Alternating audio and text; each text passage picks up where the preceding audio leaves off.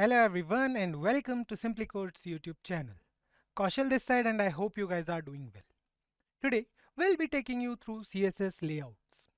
CSS layouts play a vital role in the creation of a website. In this particular session, we'll see how CSS layouts are used to create a web page. But before we begin, let me tell you guys that we have regular updates on multiple programming videos. So if you are a programmer and if you want to learn something new, then consider getting subscribed to our channel and press that bell icon to never miss any updates from SimplyCode. So without any further delay, let's get started with the topic for today, which is CSS layout. We have been through a lot of CSS properties in the past few videos. We have done almost everything from styling text to manipulating the images and a lot of things we have done with CSS. Now, what are CSS layout or what is CSS layout? Imagine creating a website and you have an image with you. So what you can do is you need to place that image at a particular point on the web page so that it looks good. Now, that's what CSS layout does. CSS layout creates the structure of a web page. It basically allows us to take elements contained in a web page and control where we want to position them. There are certain factors related to this particular topic. The default position in normal layout flow. So what is normal layout flow? We'll discuss it in a while. The other elements around them. So let's say we have an image and we have some other text present right next to the image. So how we can structure it, how we can create the layout of a web page so that it looks good. We can place the image over here and then we can use the text, or we can place the image in the center and then we can use the text around the image. There are certain possibilities to that. So the page layout techniques we'll be covering in this particular video are, initially we'll go through what normal flow is. Then we'll go through the display property in CSS. Display property is a very important property because we use it almost everywhere while using CSS. Then we'll go through CSS flexbox, we'll go through CSS grids. We'll also go through the CSS float property, and there are certain other properties like the positioning, table layout, multiple column layout, and we'll go through everything in this particular video. So every technique has its own usage, advantages and also disadvantages, because everything comes with certain pros and cons as well. So there's not a single technique which is designed to be used in isolation. So let's start with normal flow.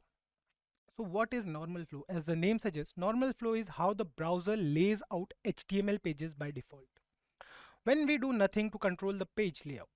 So let's take a quick example of it and I believe you guys will understand it much better. So what we are going to do is we are going to add a paragraph over here. So let's say we are writing something over here.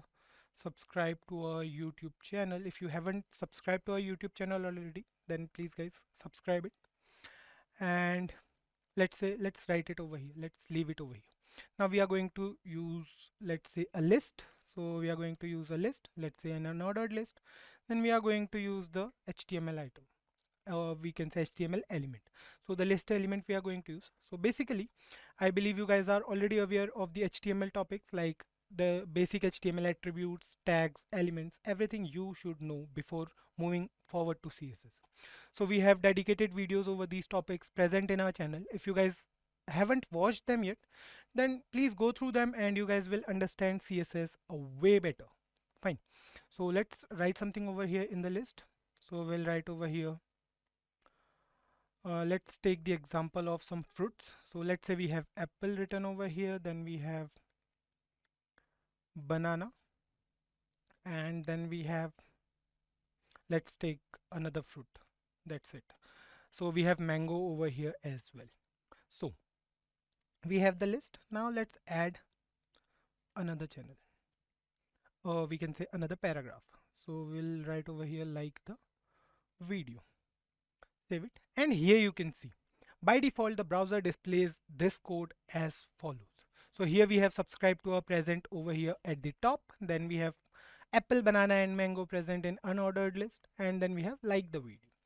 You can notice how HTML is displayed in the exact order in which it appears in the source code, right?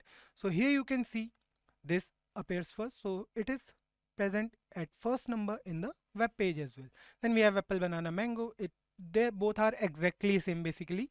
The only difference is there are no tags visible in the browser. So this is what normal flow is.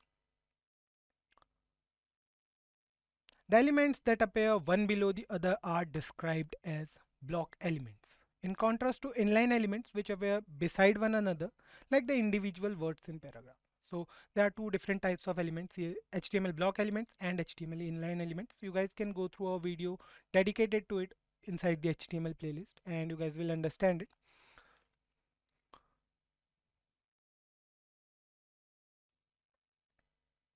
So for many of the elements on a web page, the normal flow creates exactly the layout we need. So basically if we are going to need a list, what we can do is, just let me copy it from here and we paste it here. Fine. So this is the list. Fine. Let's copy these three elements and paste them again so that our list goes a little longer. Fine. So we have these elements present within a HTML file. So here you can see if we want a list on a browser, the still list will remain the same, right? So here is our list. We needed it like this only. So the normal flow did it for us. We don't need any layout property or anything regarding to CSS for that. So what if we need something special for this particular list? Then we have to use some CSS properties like the position property, the display property, the floats, flexbox, grids, and a lot of other things. So the methods that can change how elements are laid out in CSS or how elements are laid out on the web page, where I have certain elements as we have already discussed. The first one we have is the display property. So let me just remove this unordered list from here, save it again, and here you can see we have this content present on our web page. Now the display property, we have the first property. So what is the display property? The display property in CSS basically defines how we are going to place the components on the web page. As the name suggests, we use this property to define the display of different parts of the web page. So there are certain values we can use with the display properties. So what we are going to do is we are going to use over here two different values. We are going to use block and we are going to use inline. There are certain other values as well. We can use grids, flex, everything is a part of the display property. So we are going to get on this later. For now, let's do one thing. So I'll be doing here, we are going to write here div class is equals to, let's say, div 1. We are going to write here box 1 and we are going to copy this and we are going to paste this. So let's move ahead and style these boxes. We are going to use the style tag for this inside this HTML document. We are going to write here dot div 1. We are going to write here height is 20 pixels and we are going to write here width as 20 pixels. Fine. Background color we are also going to define. Background color we are going to write here azure. Save it, and here you can see it's not visible because azure is almost white. So let's use some other color. Let's say what we can use, red. Fine, save it, and here you can see we have box 1, box 2 and box 3. So let's increase, let me just increase the size. Yeah, it's at 150 now. So let's just increase the height and width. We are going to write here 100 and 100 here as well. Save it. So you can see these three boxes, they are three different boxes.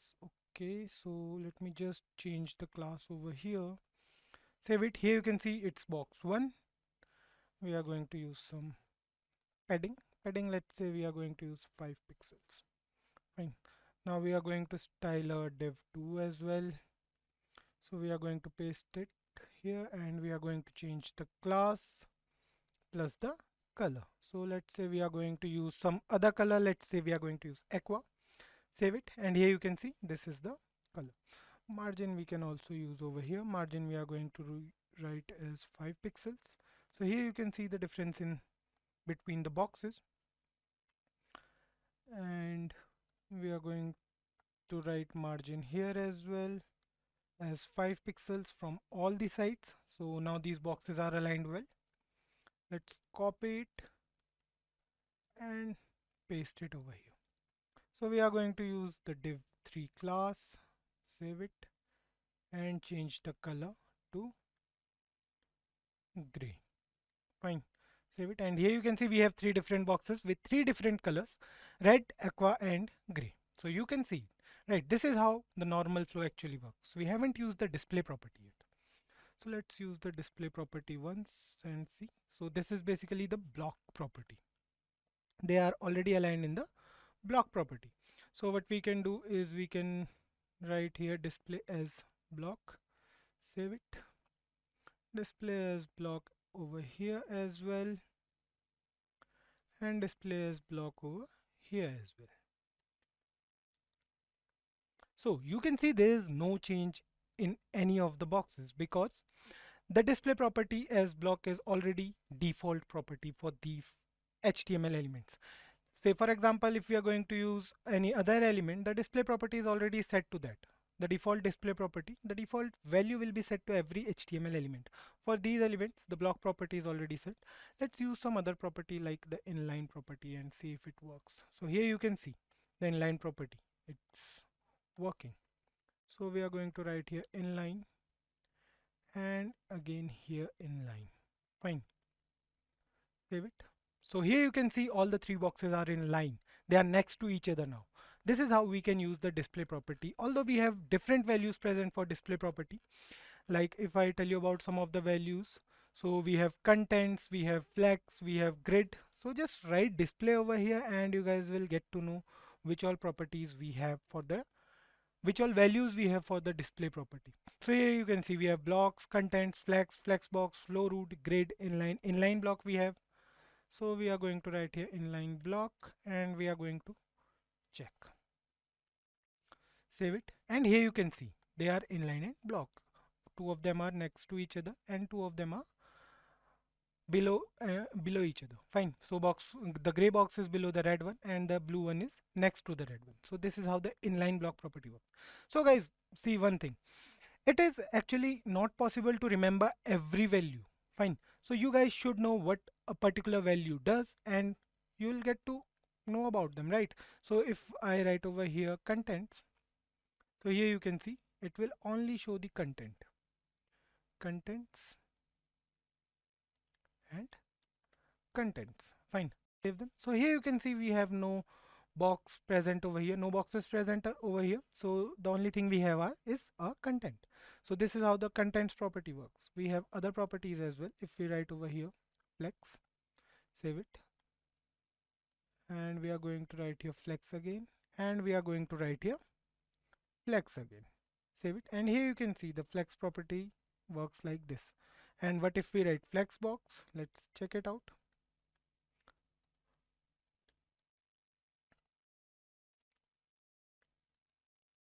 So here you can see it's making no difference over here. So we can use other values as well, like which all values we have over here. Let's see, we are going to write over here display again. So here you can see we have flow root, grid. Let's try grid once. Okay, we will write grid over here again. Save it, and here you can see this is the grid way. So basically we are going to discuss about the flex and the grid in separate videos as well. So let's move ahead, and we already know what the display property can do, how it can be used to lay out a website, to structure the layout of a website. So here you can see this is the layout of particular three boxes we created, right? We wanted them to stack over one another. If we want them in line, we can just write over here in line within each box. It will get in line according to our needs. So if we write over here in line and then again in line over here, save it, and here you can see these all are in line. Now we are done with the display property. So the next property we have is the flex box. Flex box is basically the short name for flexible box layout. So it is a CSS module. It is designed to make it easy for us to lay out things in one dimension. Remember this, flex box is used for one dimension. Either we can use rows or we can use columns. to use flexbox, we need to apply the display property and we need to use the value as flex to the parent element of the elements. Fine. So what we can do is we have three boxes over here. Just remove this, remove everything from here. What we can do is we have three boxes over here. Box 1, let's change the name to box 2 and box 3 for these boxes. So here you can see we have three boxes. Now what we can do is we can use another div with class as flex with 2x. So here you have to keep these things in mind, which class you are using, which ID, if you are using the ID attribute. Save it. So here you can see we have a class with name as flex with double 2x, right? So what we can do is we can go here in the CSS part, we can write over here dot flex and we can write display over here as flex. Save it. So here you can see they are next to each other now. Now what we can do is we can change the, what we can say, styling. So for that we can use the background color. Background color is aqua, and then we have height and width. Height is going to be 20 pixels, and then we have width 20 pixels again. So 20 is a little less, so we are going to use 100 over here. Save it. So here you can see, okay, it will be get applied to the whole, basically what we can say, to the whole class. Every box will get only one box. Fine. So for that we need to style all the boxes in different manner. So we have to use class for class div1, div2 and div3. Fine. We can use them to style each box, right? So let's do it quickly over here. What I'm going to do is I'm going to write here dot div1 and I'm going to write here height as 50 pixels, width as 25 pixels and background color. Fine. So I'm going to write here background color as aqua. Save it. And here you can see it's not completely visible, so I'll do it 75 over here. Okay, 750 is a little more, and width I'm going to use 50. Fine. So here you can see we have box 1 present over here. Similarly we can style box 2 and box 3 as well. So I have to write here div2 and div3. Save it. So here you can see we have three boxes. Just change the color and you'll be able to see the difference: aqua, blue and red. Save it. So here you can see the difference. This is how the CSS flex property works. So don't worry guys, we are going to go through the CSS flexbox module in a separate video. We'll cover everything about CSS flexbox. Moving ahead, we have the next property as grid layout. So similar to flexbox, we can enable grid layout with the help of display property only. So what will change is display as grid. Fine, the value will be grid. So what is grid property? Grid property basically used two dimensions. So unlike the flexbox which uses one dimension, grid property use two dimensional. Fine. So let's go through it with the help of an example now. So I'm going to remove all the divs from here and we are going to add some more boxes. So let's add these boxes. We have div 3, 4, 5, 6. Different class for each box, different name for each box. So we are just going through the different properties we have, the different CSS layout properties we have. That's it. We are going to go through certain properties which are important, like the flex box and the grid box. We are going to go through them separately in another video. Fine. So what we can do is, instead of flex, I'll change the name here from flex to grid with double D, and I'm going to write here display as grid. Fine. So here you can see the display. Then we have to use certain properties which we are going to use. We are going to use columns and rows. Fine. So we are going to write here 1fr, 1fr, 1fr. We are going to go through this complete grid box tutorial. We'll cover them in the upcoming videos, maybe in the next or in the next to next video. We'll cover flexbox first, then we'll cover grid layout. and then we'll cover the difference between them as well. So don't worry guys if you are not getting it completely right now. So we are going to write here grid template rows. So we are going to write here 100 pixels and 100 pixels. Gap we also have to define. So gap we are going to keep as 10 pixels. And here you can see it's not working for now because we need to style them as well, and we need to change the class name. We have to write here grid with a double D, and here you can see the 6 boxes, they are placed right. So what we can do is we can style them now. Just style div1, we have to write here dot div1, then we have to write here background color. We are going to use any color, let's say aquamarine, because we are getting late. So we are going to write here height next. Height we are going to write 100 pixels. Width we are also going to write as 100 pixels. So it's easy to use CSS grid property. It's quite easy. So you guys will see right now. Save it. And here you can see we have the color for div1. Similarly, we can do the same for div2, 3, 4, 5 and 6. Let's start with 6. Background color we are going to change. So let's keep it something like this. So here you can see the box 6 is dark green. I'm not choosing any specific color as of now, so you guys will understand it.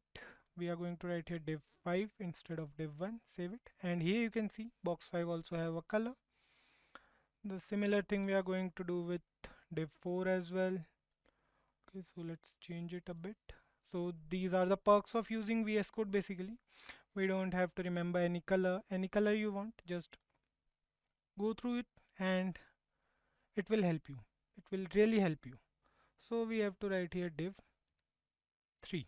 Fine. So div3 is now colored and we are left with div2 only. We are going to change the color from here. Let's keep it a little pink. And here you can see we have all the 6 boxes with different colors. This is how the CSS grid layout works. There is a difference between CSS Flexbox and CSS grid layouts. So we'll go through the difference between them in the upcoming videos, surely guys. So for now we are done with the grid box. We can use grid box in different ways. Trust me, grid layout is the most important as well as interesting topic in CSS. So the next property we are going to use is we are going to use the float property. Floating an element changes the behavior of that element and the block level elements that follow it in normal flow. The floated element is moved to the left or to the right and removed from the normal flow, and the surrounding content floats around it. So the float property has different values. Fine. So let me just show you the example of this. What we are going to do is, first of all, we have to remove this tile. I hope you guys are trying to use the code with me so that it will be easy for you guys to understand. Now what we'll do is we have the topic written over here. We are going to use a div tag. So we are going to write here div class is equals to box, and then we have float. Fine. Save it. So here you can see we have just single heading with a div, and then we are going to use the paragraph. So let's use this lorem ipsum, whatever it is. Let's use 100 words of this paragraph. Press enter, and here you can see we have 100 words. So all the 100 words are present over here. Fine. Then the next thing we are going to do is we are going to move to the style tag. We are going to write here dot box. Box is the class name. Float we are going to write here, and let's see if it makes any difference. Left, and here you can see this is the float and this is a paragraph. Fine. How we can identify them is we can use the style attribute over here. Fine. Font weight as bolder. Save it, and here you can see this is float. We can do the same for an image. Imagine there is an image over here and the paragraph starts from here. It looks good, right? So this is what we can do with the float. The next thing we can do here is we can write over here width. Width is going to be 150 pixels, and then we can write over here height. Height is going to be 150 pixels again. Save it, and here you can see this area is now empty. We can use border color, we can use different things, right?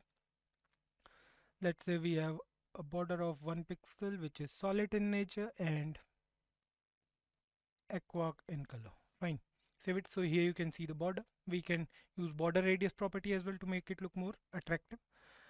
Besides this, we can use the background color with aquamarine, and here you can see the box. Fine, let's do one more thing. So we are going to write here border radius. Border radius is going to be 5 pixels. Save it, and here you can see the border plus the only thing now we are remaining with is the margin. Margin right we can use so that the paragraph starts from a little more right. We can use 5 pixels from each side. So here you can see now it looks good, right? Float, this is a image. Let's assume this is an image and the paragraph starts from here. This is how we can use the float property. This property can have different values like left, right we can also use. Just you see here you can see now the image is at the right and the paragraph starts from the left. This is how we can make a web page look more attractive to the user. Don't you think guys it will look attractive, right? So yeah, next we have positioning techniques. So you might have seen me, or you must have seen anyone writing position as absolute. Then we have static and some other positions. Basically there are different values. I also don't remember every value. So we have static, we have absolute, we have relative, we have fixed, we have sticky. So these all are the values for positioning property, CSS positioning property. So let's go through the example of positioning quickly. Fine. What we are going to do is we are going to write here a paragraph. Hey there, how are you? Fine, so let's use it for now. So this is a paragraph. Then we can write over here class. We can use class as position, and we can write over here I am simply code. Fine. And then we can use another paragraph. We can write here the same. Let's copy it from here and paste it here. See, we have 3 different paragraphs, right? Now we can use CSS. How we can use it? Let's move to the header section of our web page, or we can say HTML document. Use the style tag, which is the most important thing. Then we can use width. Let's just use body over here. So body is our tag, the body tag, the main tag. Now we are going to keep the width of our body tag as 500 pixels, and then we have margin as 0 and auto. Fine. So here you can see nothing changes. Then we are going to use the paragraph tag. We are going to use background color as, let's use some value, not azure. Azure is almost white, because let's use this color. And then we have border as 2 pixel, solid and red in color. Fine. So here you can see, I think, yeah, this is the mistake. So here you can see the border is red color. We can use padding and margin as well. Padding is 10 pixels, margin is, okay, just a second, made a mistake. We are going to write here margin is 10 pixels again.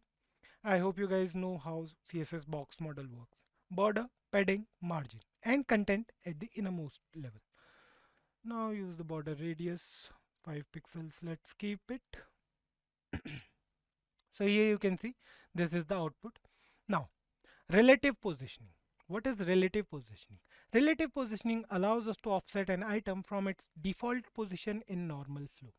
This means we could achieve a task such as moving an icon down a bit so it lines up with a text label. To do this, we need to add something, like we need to add the position property.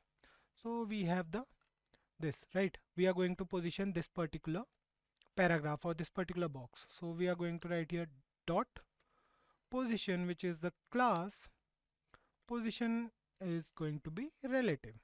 We have to define top and left. We have already discussed it, right?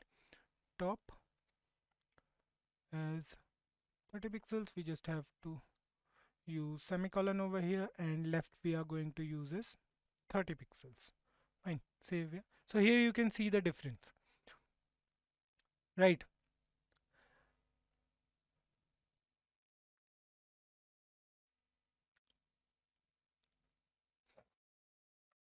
What it did is it affected element down and to the right. It moved it to the right because the top is now 30 pixels and the left is also 30 pixels. So it moved down the box a little bit. Fine. Then we have absolute positioning. Absolute positioning is used to completely remove an element from the normal flow and instead position it using offset from edges of a containing block. Going to back to our non-position example, what we have to do is we have to remove this from here, save it. So this is it now. Okay, so we have to write here position as absolute, save it, and here you can see it aligns. It basically brings out the whole element from the normal flow and it aligns it according to a CSS page. Now you can see the top and left property are working according to the size of our web browser. So here you can see this is 30 pixel and this is 30 pixel as well. Now if we do the same for relative, let me show you the difference. For relative, the 30 pixel starts from here. It's in the normal flow. The box is still in the normal flow and we are editing it in the normal flow. That's the difference between absolute and relative property in the position values in the position property. Sorry. So we are going to write here absolute again, and here you can see the paragraph is moved to the top with 30 pixel from the top and 30 pixel from the left. Fine. Fixed positioning is the next value. Fixed positioning removes our element from the document flow in the same way as absolute positioning. So that once the document is removed, instead of offsets being applied from the container, they are applied from the viewport because the item remains fixed in relation to the viewport. So if we write over here fixed, save it, and now add a paragraph over here. Let's do it. So we are going to write here lorem 500, save it, and here you can see we can scroll everything, but I am simply code. This particular box is still there. It remains everywhere. So this property, this value for positioning property is basically used for navigation bar. You have been through websites where the navigation bar stays there. It does not changes its position. That's how we can do it with the help of basic CSS. We haven't done anything. We just use the position property and the value we used is fixed. Fine. So this is how we can use the fixed positioning. Now sticky positioning is also there. Sticky positioning is the final positioning method basically. It mixes relative positioning with fixed positioning. When an item has position as sticky, it will scroll down in normal flow until it hits offsets from the viewport that we have defined. So let me just tell you how it works. Just use sticky over here. Save it. And here you can see nothing is different. So what we can do is we can add, okay, we have to use paragraph. We will write here lorem 500, save it. So it will stick there according to the viewport of the browser. So here you can see if we are scrolling it from here, this element is scrolling with the flow. It's in the normal flow. It's a mix, right? So the moment we are going out of a viewport, it you can see it sticks there, right? Within the viewport, within the suggested area, like 30 pixels from here, 30 pixels from here. Fine. So yeah, this is how it works. Just let me just do it. Fine, I guess I have to remove this whole paragraph now. Save it, and yeah, here we have only 3 boxes left. So these are the layouts we were supposed to discuss in this particular tutorial. I hope you guys got it. So if you have any questions related to any of the topics we covered in today's tutorial, please feel free to drop them down in the comment section below and we'll answer them for you. Apart from that, do try to code all of this by yourself because it is rightly said that coding makes a person better.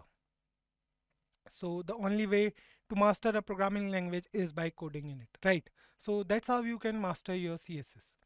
Just try this with by yourself and you guys will understand it much better. CSS layouts. We have been through this topic in the previous videos. And we already know there are certain methods to lay off things on a web page. We can lay out different items present on a web page with the help of different CSS properties. In the previous video, we used CSS positioning, we used some other properties as well, like we have been through an example of flexbox, we have been through an example of grid items, and a lot of more properties were there. So what flexbox is? What is actually flexbox? So flexbox is a one-dimensional layout method for arranging items row-wise or column-wise. Items flex, or we can say expand, to fill additional space, or they can shrink as well if we are using the CSS flexbox property. So in this video, we are going to see how CSS flexbox work and how important it is if you want to lay out different HTML items on a web page. So let's start. Let's understand why we use flexbox. So before flexbox was introduced in CSS, the only reliable cross-browser compatible tools available for creating CSS layouts were some features, like we have used the float feature where we have to use values like float to the left, float to the right, and it's quite a tedious task to use such properties. Then we have CSS positioning as well. CSS absolute positioning, relative positioning, stick around, and a lot of CSS properties. Right, so positioning also has a lot of values, but it's quite hard. But in some ways, they are also limiting and frustrating to the user. So there are certain aspects, because of them we use CSS flexbox. So it's hard to vertically center a block of content inside its parent. That's why we use flexbox. You guys will understand it when we'll go through the programming part. So let's understand what CSS flexbox is and how it actually works. So this is the image. So here you can see we have a container. This is known as the flex container where we align our items. Then we have certain items, flex item 1, flex item 2, flex item 3. This is only for an example. So what flex items are? Any content or any element we are using in the HTML within the container. So anything which is used inside the container, flex container, is called as flex item. So a flex item can be an image, it can be a block, it can be anything, right? So whatever we want to lay out, whatever we want to position on the web page is known as flex item.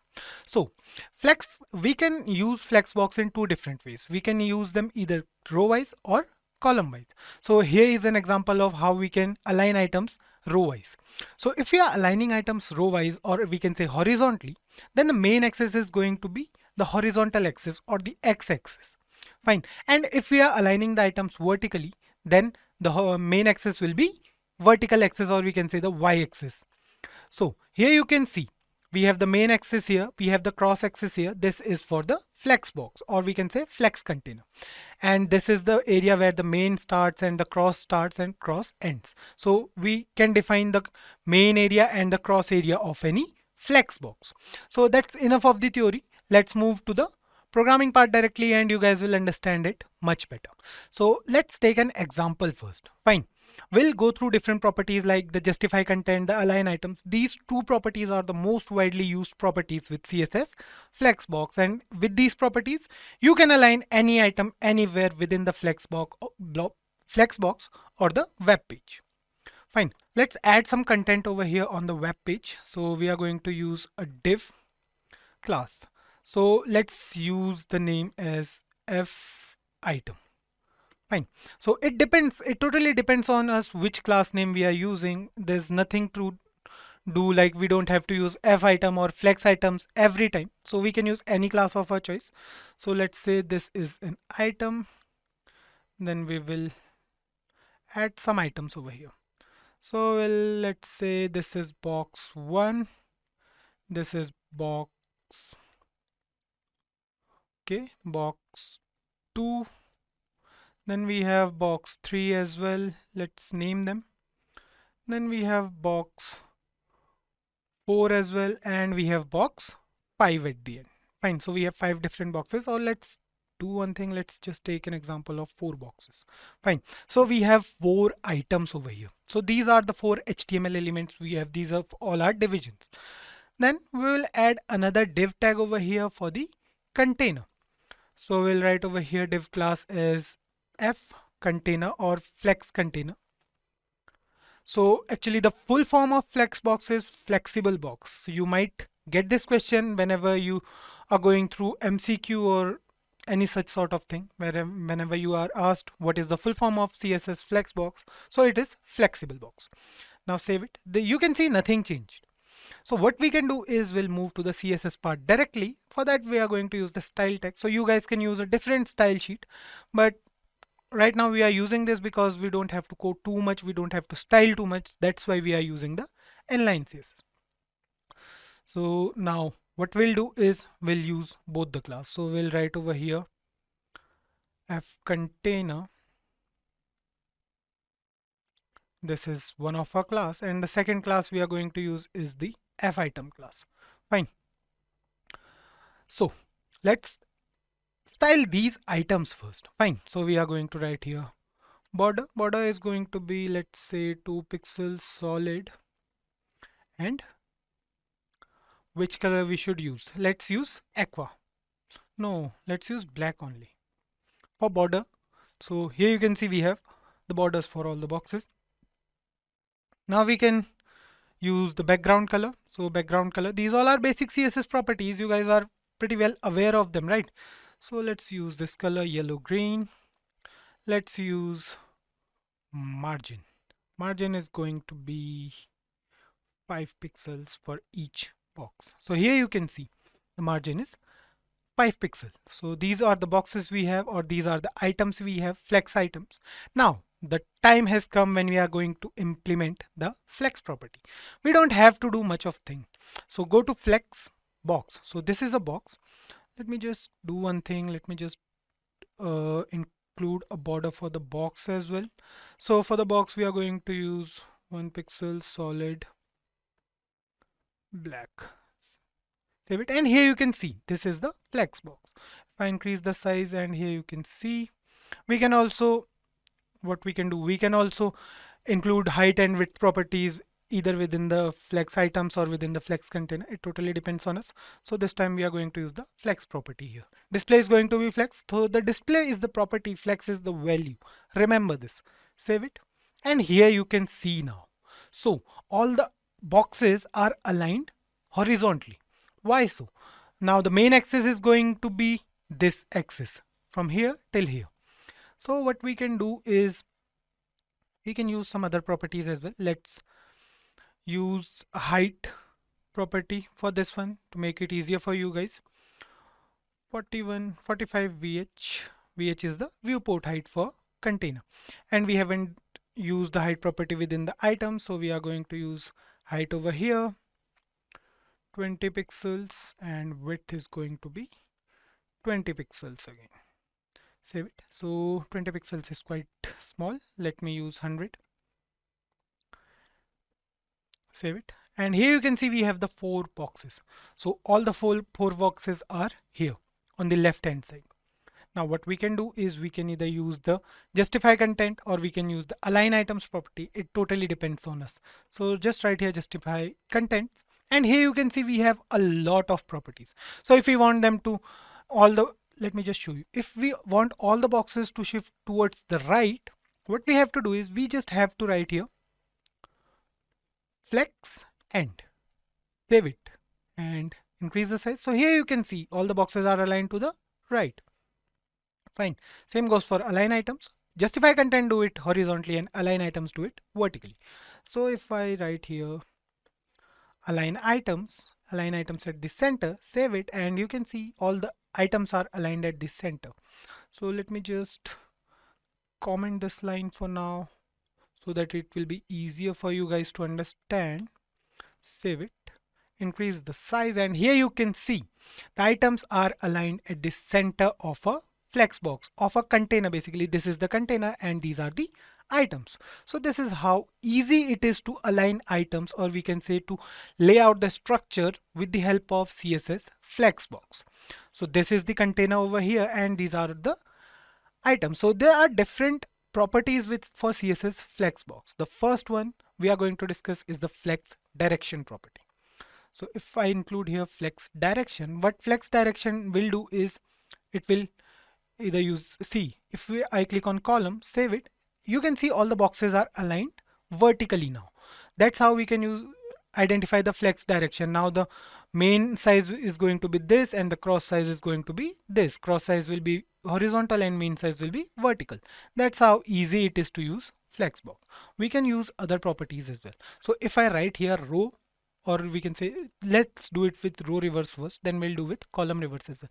If I save it, you can see box 1 starts from the right side and goes on towards left. So this is box 1, then box 2, then box 3, then box 4.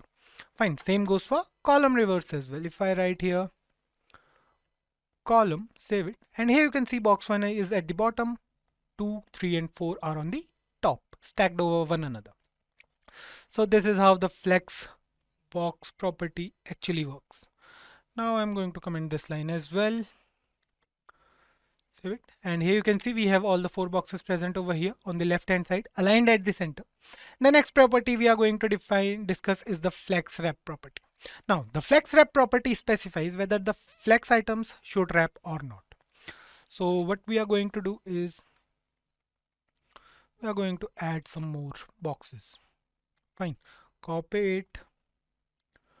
We have 12 boxes now. Save it. And here you can see all the 12 boxes are here, 3, 6, 9 and 12. What if I include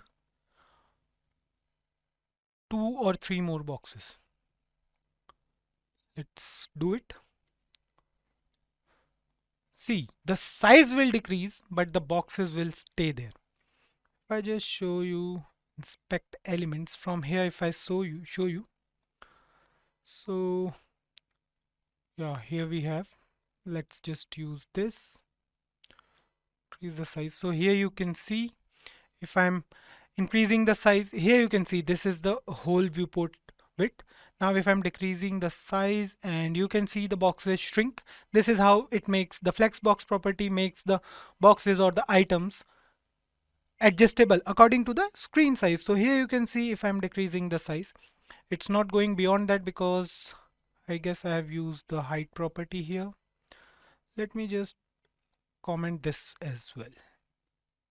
Save it now. Go back here. You can see we can shrink the size as much as we want, the height as much as we want. The boxes will adjust themselves according to our, what we can say, screen size. Let me just do one thing. Let me comment this line as well. And then we'll see what happens. Save it. And here you can see now we have all the boxes. Now try to shrink it, and yeah, you can see they are adjusting themselves, but they are adjusting themselves up to a certain level, up to a certain extent. For that we have to use either @media rule or some other CSS properties. So this is the output of our program for now. So let me just undo some things, and yeah, we are good to go. So here you can see we have all our boxes over here. Now the flex wrap property, as we already mentioned, it specifies whether the flex items should wrap or not. So how we can use the flex wrap property? Just go to the container and write here flex wrap. It has different values. It can be no wrap, wrap reverse, right? So let's write wrap, save it, and here you can see it's wrapped. Fine. So it's because of the height it's showing like this. Let me just comment this line. Let me just remove the viewport height, and now you will see it's aligning, right? The boxes are wrapped. They are all wrapped perfectly. All the boxes are present within the flex container. Let me just go to inspect element once more, and we are going to check it for different screen sizes. So here you can see the boxes are aligning now. So this is what the flex wrap property can do. This is the maximum size. All the boxes are here. If I reduce the size slowly, you can see all the boxes are adjusting themselves according to the size of a screen. Until here, all the boxes are still within the flex container. Fine. So here you can see all the boxes. Now let me just go back to the program. We have different values for align, we can say flex wrap. If I write here no wrap instead of wrap, save it now. And here you will see if I decrease the size, the boxes are not wrapped anymore. Fine. See here you can see they are all wrapped.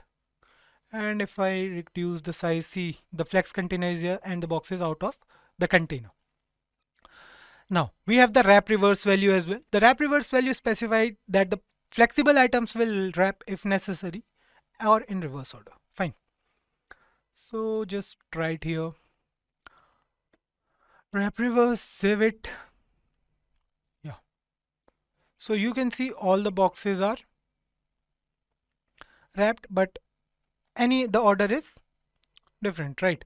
So here you can see if I reduce the size of this window, you can see box 3, box 2, box 4, box 3, box 4, box 1, box 2. They are wrapped according. So here how it starts 1 2 3 4 1 2 3 4. They are wrapped in reverse order. Fine. So here you can see we have 3 4 at the end. We can also name them 1 2 3 4 5 6 7 8 9 10 11 and 12. Let's remove all the boxes, and here you can see we have only 3 boxes now. So let me just create another one quickly, and I'll name it as box 4.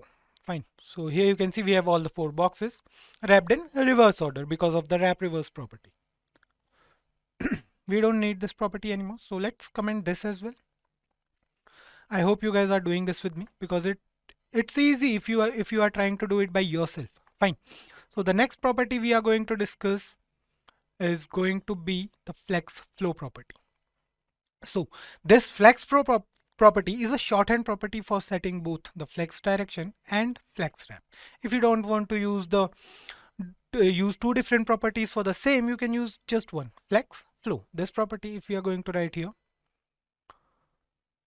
flex flow, so here you can see all the properties here. Flex flow, we can write here column and then reverse. So column defines the direction, reverse defines the what we can say wrap.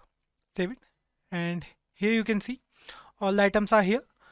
They are reversed and they are in column view. Fine, the direction is column.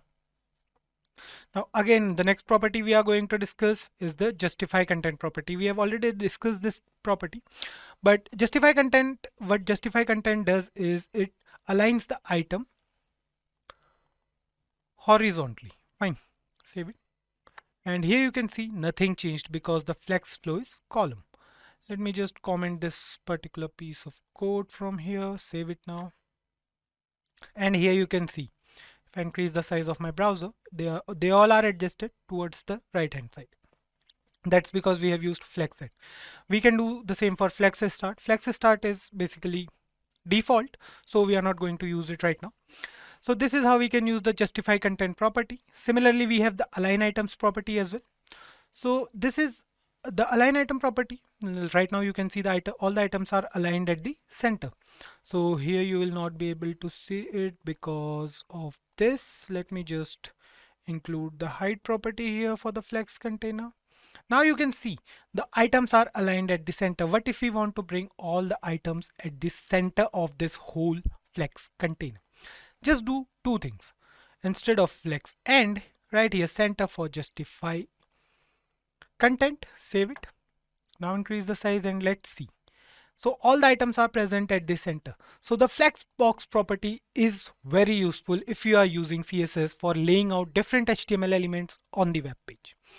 So this is how we can use the flex box property. There are different properties. In the next video, we are going to discuss CSS grid property, which is also very important property when it comes to CSS layouts.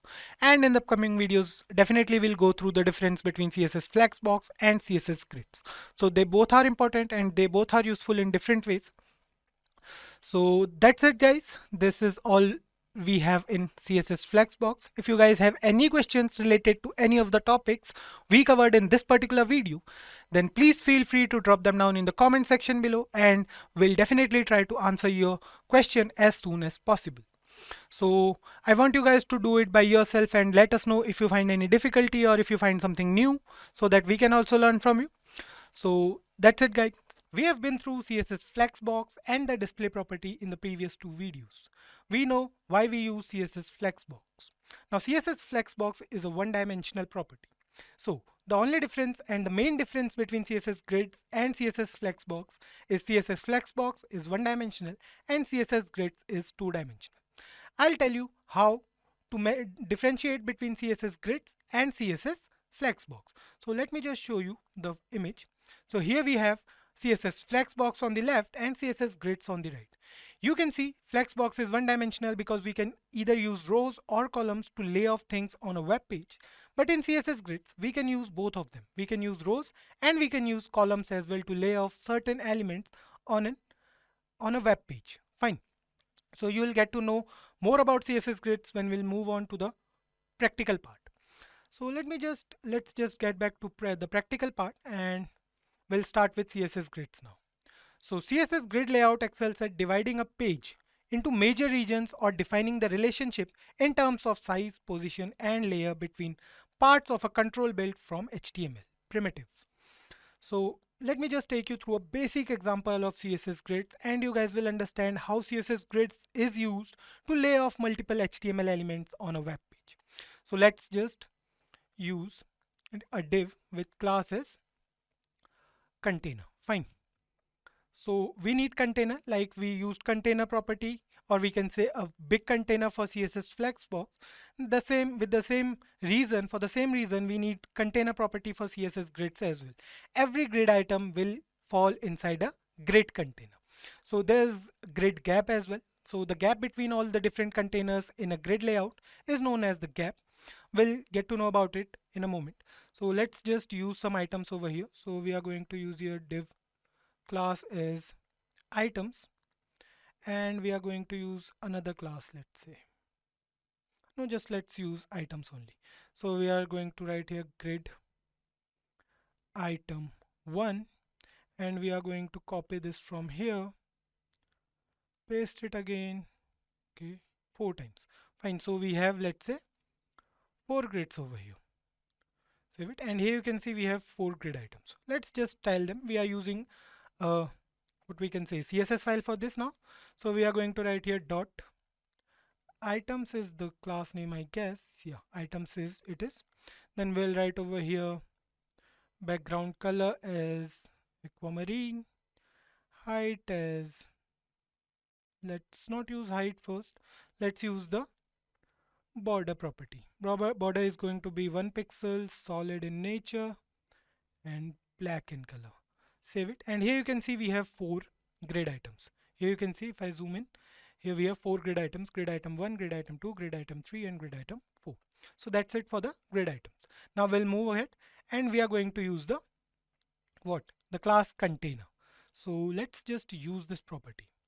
We are going to write here, okay, before the items dot container, we are going to access the whole container. So there's a container around this box. Let me just show you by using the border. Okay, so we have to use here only the border property. So border is going to be 1 pixel, solid, and red in color, let's say. So here you can see this is the grid layout. So you can see all the items have taken almost every inch of the container. Fine.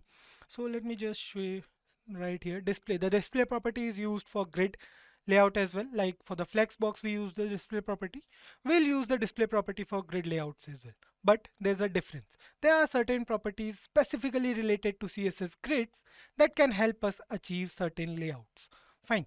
So we'll write over here grid, save it, and you will see nothing changes over here. The display is grid, but nothing changes because we have to use certain more properties, right? So like unlike Flexbox, where we have the default what we can say flex items, as when we have the default flex items laid out as columns, we don't have any such thing here in CSS grids. For grids, we have to lay off columns, right? So we'll write over here grid. So here you can see grid template columns. This is the property. Let's just write auto and save it.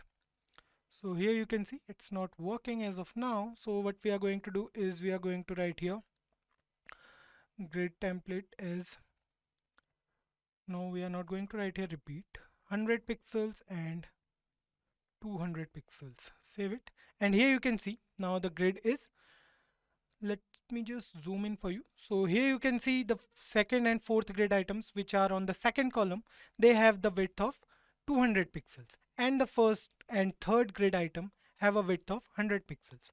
So let me just reduce the size of a window back to 100. So here you can see we have 4 grid items. Fine. Now what I'm going to do is I'm going to write here 100 for the first column and 50 pixels for the second column. Save it, and here you can see the first column is 100 pixels and the second column is 50 pixels. Perfectly fine. We can do the same for rows as well. So if I write here grid template rows, and if I write here 100 pixels for the first column and 50 pixels for the second column, again save it, and here you can see the height of the second row is almost, or we can say exactly half of the first row. So here we have used 100 pixels and here we have the height as 50 pixels. That's also fine. So what we can do, other things we can do is we can use the repeat property. We can write here repeat, and we can write here the values. So if we are writing here 100 pixels, or we can say we have to write the column numbers. So we are going to write here 3, and then we are going to write here 100 pixels. Save it, and here you can see we have 3 grid items as which are 100 pixels in width, and the fourth one is on the next line because we have written 3 over here. If we'll write over 2 over here, save it, and here you can see we only have 2 columns. The same goes for 1 as well, save it, and here we have only 1, and the same goes for 4, save it, and here we have all the 4 items in a single row. So because we have used the column number as 4. Fine, same goes for rows as well.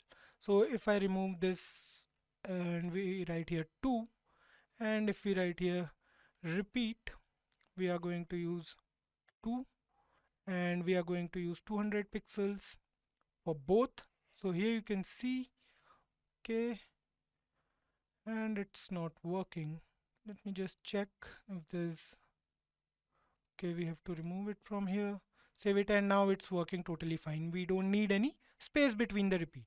So here you can see we have 2 rows of 200 pixels each. If we are writing here 1, it's the first row which is 200 pixels, and the second row is still what, the default size. Fine. So we can use the grid template rows property for these 2 columns as well, or we can say the grid item 3 and grid item 4 separately. What we can do is we can use another class over here. So now the next thing we are going to do is, let me just item 2, item 3 and item 4. Save it, and here you can see nothing seems fine because we have used here the items property, and now we'll change this to item 1 and item 2. Same thing goes for item 3 and item 4. Fine. So we have to write here dot. Okay, it's not working. Let me just save it first. We'll come back here. So we have to do it separately, I guess, for each item. So we can copy it from here and paste it for some more times. We have to just change the item number to 1, 2, 3 and 4. Save it, and here you can see we have all the, what we can say, grids present over here. So now we are going to style every grid item separately. What if I write here the grid column property, and if I write here 2 by 4, just remove this part or just let it be. So here you can see 2 by 4, it starts from 2 and it ends at 4. What does it mean? So the grid column property, it defines from where the grid item, the particular item will start. If I write here grid item, or we can say grid column, and if I write here 1, it will start from the first column, which is the leftmost hand side of the container, and it will go till, let's say if I write here 2, save it, and here you can see it's using 2 grids. If I write here 3, here you can see it takes 3 rows. So if I write here 4, here you can see it takes the whole grid container. Fine. So this is how, let me just show you. If I write here 4, so here you can see it took 4 of them. Fine, from 1 to 4, and the fifth one is grid item 2. So let's just use 2 over here for now. And here you can see we have the grid 1 taken all of a grid container area. The same will do for we can do for every grid item. So this is how we can use the CSS grid items property. So if I show you some more properties, and if I write here grid row as 1, save it. So it's taking the first, and I guess I have to remove it from here. The repeat, we are going to use the min max property instead. If I write here 100 pixels and let's say auto, fine, save it. Here you can see it's 100 pixels for the minimum width is going to be 100 pixel, and the maximum height of the row is going to be auto. Fine, it depends on the content within the grid item. Fine. So we can also use the, what we can say, gap property. So the gap, it will define the gaps between all of them. Find all of the grid items. There's a gap we can use. So if I write here gap, and if I write gap as, what we can say, 10 pixels, save it. And here you can see, because we have not used the semicolon over here, here you can see the gap is 10 pixels between each grid item. So let me just remove the container from here, save it, and here you can see the gap is still 10 pixels. Fine, for each container. If I increase the size, here you can see the gap between 1 and 2, 1 and 3, 1 and 4 is 10 pixels, and between 2 and 3 and 3 and 4 is also 10 pixels. So I'll just, okay, so we are done with it. Now I guess you guys are aware of the gap property for now. So we can also use the gap property separately for each row and for each column. So if I write here column gap, and if I give it some value like, what we can say, 20 pixels, and let's see if it works. So here you can see the gap increased to 20 pixels, but still the row gap is still 10 pixels. So for that we can use the row gap property, and if I write here 50 pixels, so here you can see the gap is 50 pixels now. So this is how we can use the CSS, the gap property within the grid item or within the grid layout. So the next thing we are going to do is we are going to lay off certain other items as well. So for the second one, we are going to use the grid column property again. So we'll write here grid column 2 by 4. Fine. So we'll write here 2 by 4, save it. And here you can see the grid item 2 is also aligned. Now what we'll do is we'll write over here grid row, the grid row property, and for the second one we are going to write here 1 by 3. Fine. So here you can see the second grid item is here laid off next to grid item 1. Same thing goes for item 3 as well. We are going to use the grid column and grid row property. So we'll write here grid column as 3, and grid row we are also going to define as 3 for the item 3. And for grid item 4 we are going to write here grid column again. Grid column is going to be 2, and grid row is going to be 4. Fine, save it. And here you can see we have all the items laid off in different parts of the web page. Let's add some more what we can say, grid items over here. So we are going to use this, and we are going to paste it here with a change in name, item 5 and item 6. The class name will also change to item 5 and item 6. Save it. There are 2 more items, and we are going to style them now. So we'll use item 4, the class from here, paste it, and what I will do is I'll change the name to item 5, and for item 5 we have the grid column value as 2 and grid row value as 4. Fine. Let's change the values, and I guess there's something which is wrong. So for first column we have used 1 by 4. Let's just use 1 by 3, and here we will use 2 by 4 and 1 by 3. That's fine. For the third item we are going to use 1 and, what we can say, 2 by 5. Fine. So let's see, now they looks fine. So we want the grid item to be present at the left hand side, which it was not present here. So we are going to use it here now. Let me just see if I have Item 4. Yeah, we have item 4. So for item 4, we are going to use grid column as 3 and grid row as 3 again. Fine. Save it. So here is our grid item 4. And for grid item 5, we have used 2 and 4. Lastly, we are left with only one grid item, which is item 6. Fine. Here we'll use the grid column as 3 and grid row as 4. So here you can see we have all the grids present in their place. So this is the first item. This is the second item, which is a little larger in size than the first. Then we have third, then we have fifth, fourth and sixth. So the middle space is empty. What we did just now is we managed our grids on a web page. We laid off grids at different positions, right? We use the grid column and grid row property for the same. So moving ahead, we'll go through some more properties. Now what we'll do is we'll go through the align content and justify content property. So the justify content property, like we used in the Flexbox, the justify content property is used to align the whole grid inside the container. What does it mean? So let's just remove all the classes from here. Let's say we have only these grids present over here. So I'll mention gap as 10 pixels between each grids, and we are going to use, instead of min max, we are going to use 100 pixels and 100 pixels. Okay, doesn't make any change. So let's just use the auto property here again. Fine. So guys, I guess you guys understood what we did till now.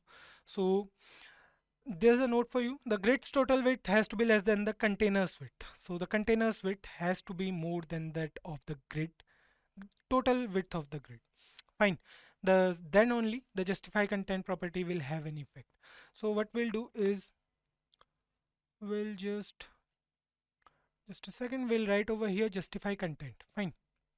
So here you can see what we have is the container class. So for that, what we are going to do is we are going to use the grid container template columns. Let's just give the size by ourselves. So we'll write over here 50 pixels, 50 pixels and 50 pixels. Fine. So here we have 6 grid items. Let's just color them, and for that we can use another class over here, but I'm not doing it for now. I'll use the items class. So we'll write over here item, and just a second, we are going to use the border property. Border is going to be 1 pixel solid and black in color. Then we have the background color. Background color we are going to use aquamarine. Save it. So here we have 6 grids. Fine. Now the container, let me just show you the container as well. Border is going to be 1 pixel solid and blue in color, so that we can distinguish it. So here's the border. Let's give some margin as well. So if I write margin over here, and if I use 5 pixels, okay, so I guess, so we have to use padding. Fine, not margin. Padding is from the inside and margin is from the outside. That's it. So here we have the grid items within the grid container. Now the next thing we are going to do is we are going to write here justify content. So if I write here justify content, and if I say we have different values, if I say space evenly, so here you can see the gap between all the grid items, the column gap is going to be even. Fine. And if I write here space between, save it, and here you can see the first and fourth column are on the left hand side, the third and sixth are on the right hand side, and here you can see the space between them is equal. So here you can see after zooming it.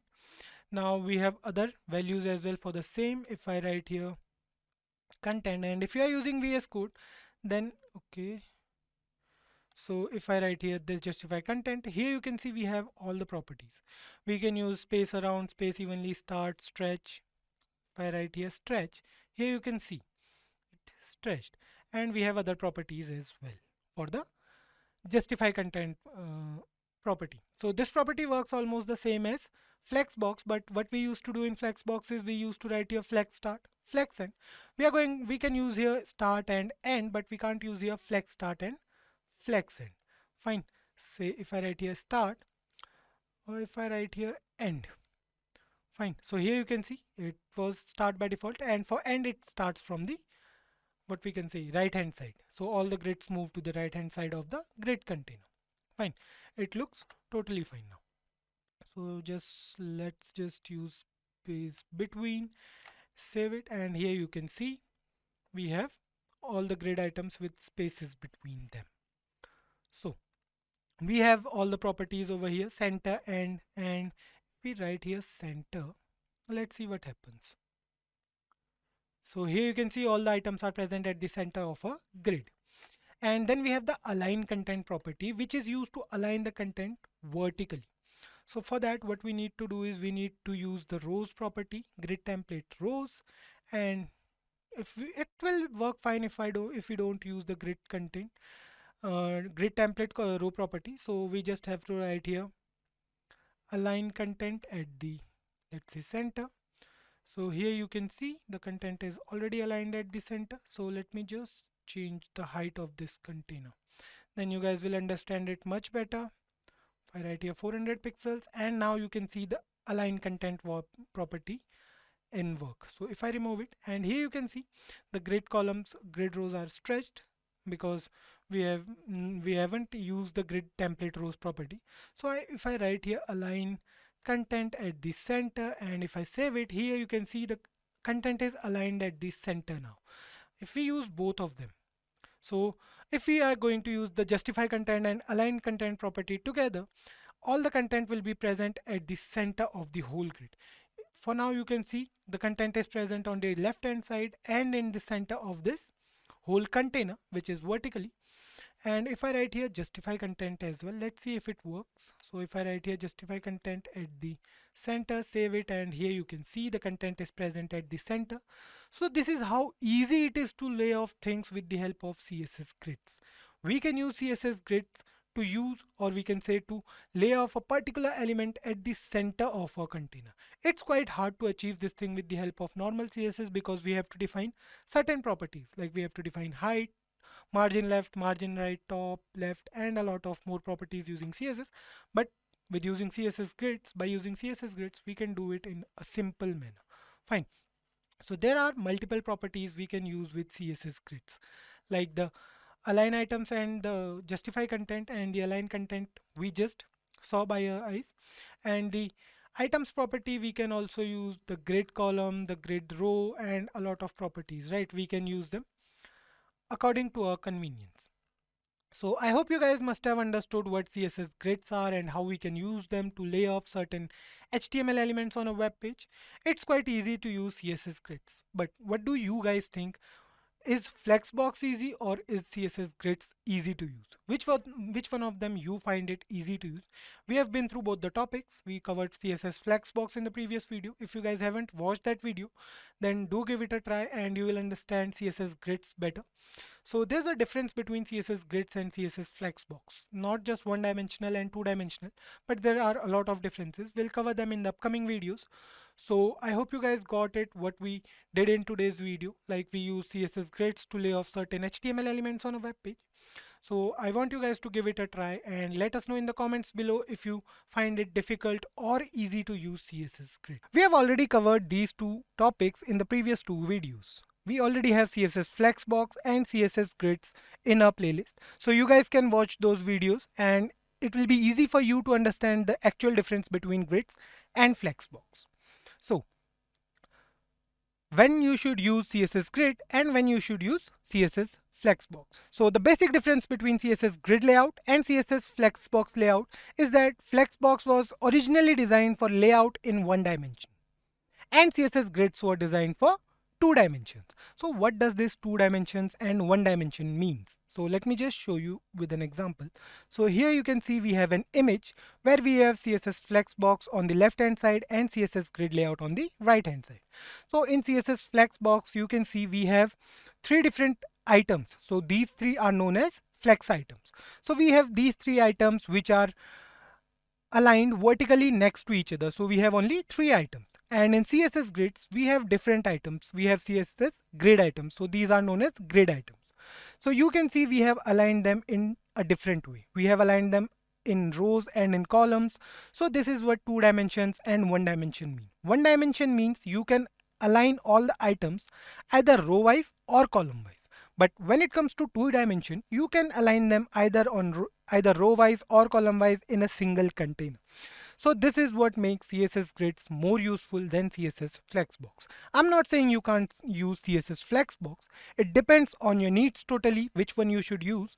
So CSS Flexbox you are going to use for 1 dimensions if you are going to lay out your HTML elements in a single dimension, like if you are going to lay them out in either horizontally or vertically. But CSS grids, you can do both simultaneously. So that's the basic difference between them. So let me just close this. Now, we'll go through an example between the layouts. So we'll go through 1-dimensional versus 2-dimensional layout. What we'll do is we'll create similar layout with both Flexbox and grid layout, and we'll understand the difference between them. So let's get started with the programming part, and I hope you guys will understand it much better. So what we are going to do is we are going to add some HTML element first. That's the basic. And we are going to use the div tag. So we already know we have a flex container for Flexbox and we have a grid container for grid layout. Fine. So here we are going to create the Flexbox first. So here you can see we have a div with classes, let's say flex. We should not use classes flex because flex is already a property or a value. So you guys can get confused. So we'll use flexing instead of flex. Fine. Now what we are going to do is we are going to write here div. So let's not use anything. We are going to use div1 and we are going to create some more. Fine.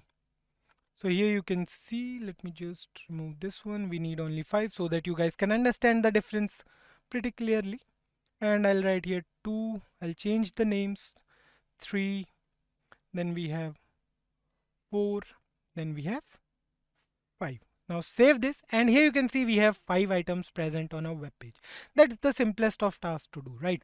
So here we have a division, which is a container. So this is going to be the container. This whole div will be the flex container, and these all are flex items. You guys will understand it in a while. So now we are going to use the CSS for that. First, let's just create some boxes for this. What we can say flex items. So we are going to use div. So we are going to use style every div element. Fine. So we are going to write here border. Border is going to be 1 pixel solid, and which color we can use? Red. Fine. So here you can see the border for each div. Margin we are going to use again and again. Not again, but for each div tag. So we'll write here margin is 2 pixels. So here you can see, right, this whole is known as the flex container. So this whole box around all the 5 boxes is known as flex container, and each box is known as flex item. So just use the background color, but it will be a little. So save it now. So here you can see we have 5 flex items and 1 flex container. Fine. So let me just do one thing. Let me give a class to each div. So we'll write here class as what we can use color. Fine. So let me just copy this class from here and we are going to use it here. Fine. Why we are doing this, I'll let you know in a while. Just let me do it first. So save.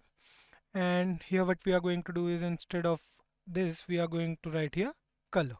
Fine. So here you can see the flex container is gone now. Why we did so? Because I want to show you the difference between flex container and flex items. So for now what we are going to do is we are going to style the flex container. So for that we have the class as flexing, and what we are going to do here is we are going to write here border. Border is going to be 1 pixel solid and black in color. Using this you guys will understand it much better. I'm going to write here 4 pixels, and here you can see this is the flex container, this whole box outside. right? The box with black border. And these all are flex items. So I hope you guys understood it. Now it's time to use Flexbox. What we are going to do is we are going to write here width. Width is going to be 500 pixels. Display we are going to use, so the display property we use it for Flexbox, we use it for grid layout and a lot of things, right?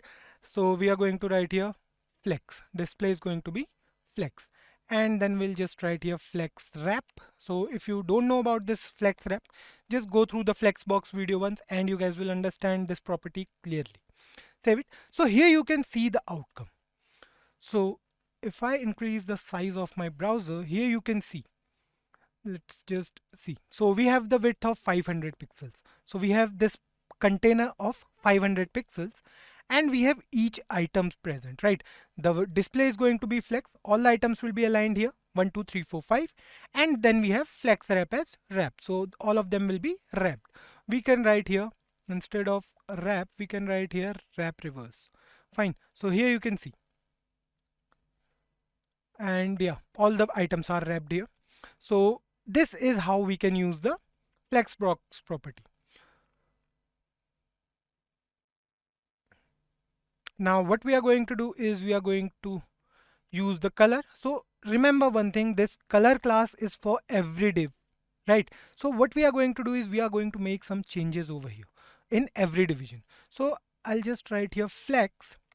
Now I'm going to give the flex as 1, 1 and let's say 150 pixels. Save it, and here you can see the difference now. Now the whole area within the Flexbox is taken by 5 elements. So we have used the class wrap reverse. We have aligned them column row wise. So 1, 2, 3 are at the bottom and 4 and 5 are at the top. So here you can see we have 5 different items. Let me just use wrap only here and save it. So now it's fine. So we have 1, 2, 3, 4 and 5. So we have 5 different items taken all the area within the Flexbox, but the size is different, right? The first 3 items took a fraction, they all are equal, but the 4th and 5th item, the flex item 4th and 5th, they are of different size than the other 3. So this is what Flexbox can't do. This is what grid layout can do. So you guys will understand the difference much clearly if we'll use grid layout for the same. So if I just remove this flex property from here or just comment it out. So let me just comment this flex property, and instead of I'm also going to comment this as well. So yeah, we are done. So we have 5 containers here. The display we are going to change. The display we are going to give as grid. I'm going to remove this width as well because the grid layout property doesn't need the width. So just do one thing. Okay. So we have to use here this and comment it out. Now we are going to use the grid layout property. So the first thing we are going to change is display. Display property we'll use again and again. If it's Flexbox or if it's grid layout, the display property will remain the same. The values will change. If it's Flexbox, then we'll use flex, and if we are using grid layout, then we'll use grid. Fine, just grid, save it, and here you can see a little difference you can notice, right? All the items are aligned equally.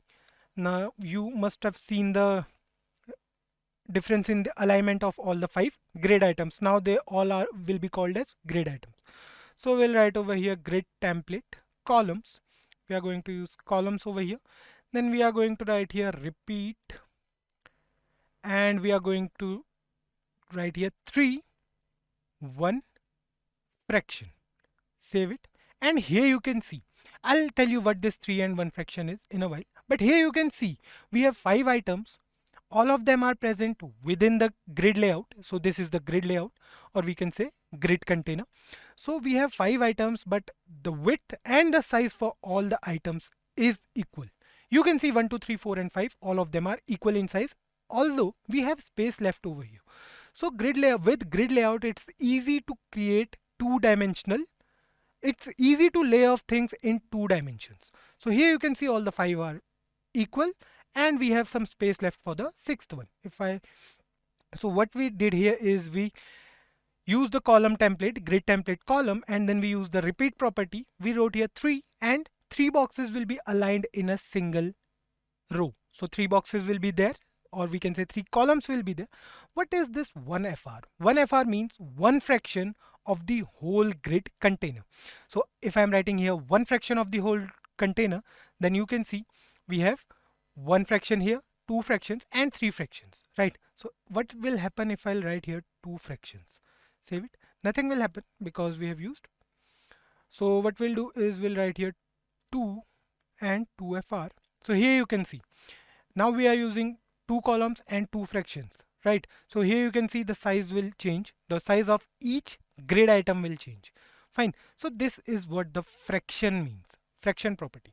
So now there's a simple question to ask yourself while deciding between grid layout and flexbox, which one you should use. So the basic and the most simple answer to this question is, you need to, if you need to control the layout of your web page by rows and columns, simple, use flexbox. And if you need to control the layout by row and column, then you should use grid.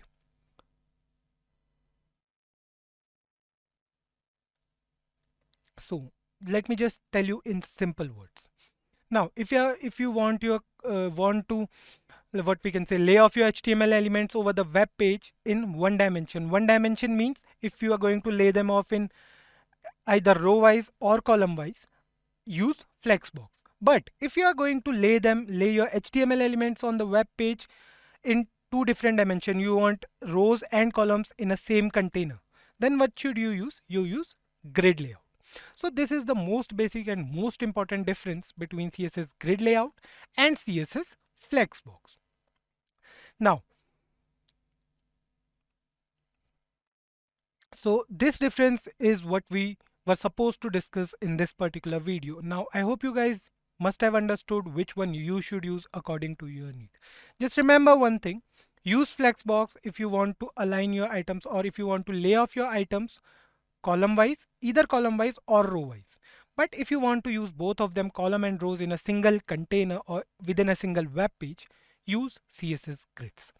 So that's all what we had to discuss in this particular video. And if you guys still feel that we missed out on some important things and some important properties of grids and flexbox, do let us know in the comments below. And I want you guys to give it a try and let us know what you get from this particular video.